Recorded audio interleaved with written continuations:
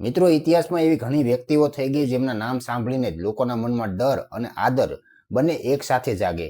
એક એવી મહિલા જેણે સમાજના અન્યાય અને અત્યાચારો સામે હથિયાર ઉઠાવ્યા, ચંબલના કોતરો પર રાજ કર્યું અને પછી દેશની સંસદ સુધી પહોંચી ગઈ. આપણે વાત કરી રહ્યા છીએ બેન્ડિટ ક્વીન એટલે કે ફૂલન દેવીની. આજે આપણે તેમના સંઘર્ષ, બદલો અને પરિવર્તનની પૂરી કહાની જાણીશું. ફૂલન દેવીનો જન્મ 10 ઓગસ્ટ 1963ના રોજ ઉત્તર પ્રદેશના જાલોર જિલ્લાના એક નાના ગામમાં એક પછાત અને ગરીબ પરિવારમાં થયો હતો. ગરીબી અને જાતિવાદીના ભેદભાવ વચ્ચે તેમનું બાળપણ ખૂબ જ મુશ્કેલીમાં વીત્યું. માત્ર 11 વર્ષની નાની ઉંમરે તેમનાથી ઘણી મોટી ઉંમરના વ્યક્તિ સાથે તેમના લગ્ન કરી દેવામાં આવ્યા. જ્યાં તેમના પર અસહ્ય અત્યાચારો થયા. જમીનના વિવાદમાં પોતાના સંબંધીઓએ તેમના પર ખોટા કેસ કરી જેલ ભેગી કરી દીધી. જેલમાંથી બહાર આવ્યા પછી સમાજે તેને સ્વીકારવાને બદલે વધારે અપમાનિત કરી. વર્ષ 1979માં ડાકુઓના એક જૂથે તેમનું અપહરણ કર્યું અને ફૂલન દેવી ચંબલના કોતરોમાં પહોંચી ગઈ. ત્યાં તેમની મુલાકાત ડાકુ વિક્રમ મલ્હાલ સાથે થઈ, જેને ફૂલન દેવીને હથિયાર ચલાવતા શીખવાડ્યું. ટૂંક સમયમાં જ ફૂલન દેવી માત્ર ડાકુ ન રહી પણ ગરીબો અને મજૂરો માટે એક રોબિન હુડ જેવી છબી ધરાવતી બાગી બની ગઈ. પરંતુ ફૂલન દેવીનું જીવન અહીં પણ સરળ ન હતું. જૂથમાં આંતરિક ઝઘડાઓના કારણે વિક્રમ મલ્હારની હત્યા થઈ ગઈ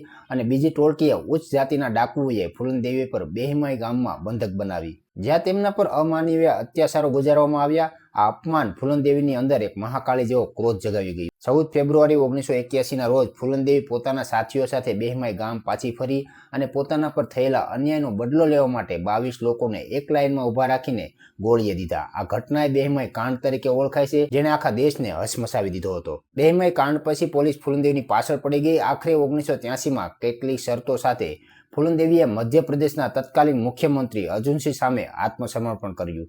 તેઓ લગભગ 11 વર્ષ સુધી જેલમાં રહ્યા. વર્ષ 1994માં જેલમાંથી બહાર આવ્યા પછી તેમનું જીવન આખું બદલાઈ ગયું. તેમણે હિંસાનો માર્ગ હંમેશા માટે છોડી દીધો. વર્ષ 1996માં મિર્ઝાપુર બેઠક પરથી સમાજવાદી પાર્ટીની ટિકિટ પર ચૂંટણી લડીને તેઓ ભારતીય સંસદના સભ્ય બન્યા.